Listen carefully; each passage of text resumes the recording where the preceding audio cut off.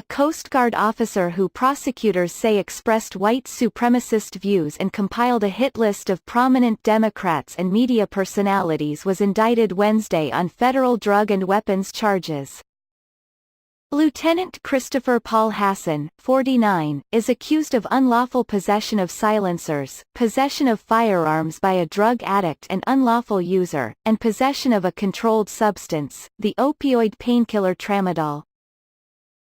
Hasson was arrested on related charges on February 15 in the parking garage of the Coast Guard headquarters building in Washington, D.C., where he had worked since June 2016 on a program to acquire advanced cutters for the agency.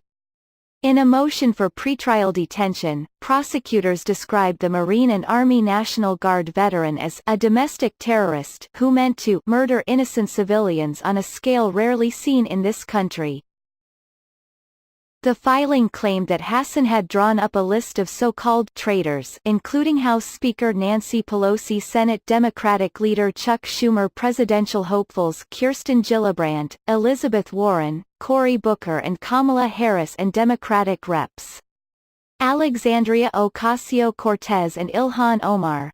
The list also included cable news hosts Chris Hayes, Joe Scarborough, Chris Cuomo and Van Jones. Prosecutors say Hasson described himself as a longtime white nationalist and drafted an email in which he said he was dreaming of a way to kill almost every last person on the earth. In a statement, the Justice Department said federal agents had removed 17 firearms from Hasson's suburban Maryland apartment, including 7 rifles, 4 pistols, 2 shotguns and 2 revolvers, along with the 2 silencers. Authorities said the silencers were not registered and did not have serial numbers. Hasson hasn't been charged with any terrorism-related offenses. U.S. Attorney Robert Hur said in a statement Wednesday that authorities are still gathering evidence. His arraignment wasn't immediately scheduled. During a February 21, U.S. Magistrate Judge Charles Day agreed to keep Hasson behind bars but said he was willing to revisit his decision in 14 days if prosecutors haven't brought more serious charges by then. Julie Stelzig, a public defender who represented Hasson at that hearing, accused prosecutors of making inflammatory accusations against him without providing evidence.